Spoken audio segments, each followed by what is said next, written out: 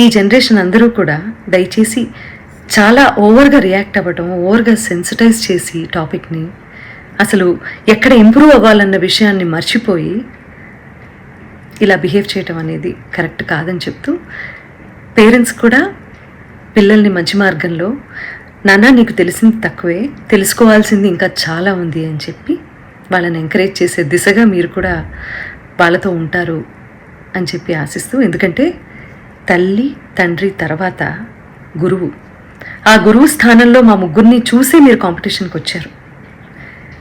గెలిచినప్పుడు వచ్చి కాళ్ళకి దండం పెట్టారు, ఓడిపోయినప్పుడు ఇలా బయటికి వెళ్ళి మా గురించి నీకేది నచ్చితే అది మాట్లాడుతున్నారు. ఇది మంచి పద్ధతి కాదు. ఇది ఒక జనరేషన్ డేంజర్లో పడేసేటటువంటి ఒక సిచ్యువేషన్. కాబట్టి ఆచితూచి మాట్లాడండి, ఆచితూచి నిర్ణయం తీసుకోండి. ఒకవేళ మేము ఆల్రెడీ సాధించేసాము లైఫ్లో అని అనుకున్నప్పుడు దయచేసి కాంపిటీషన్కి రాకండి.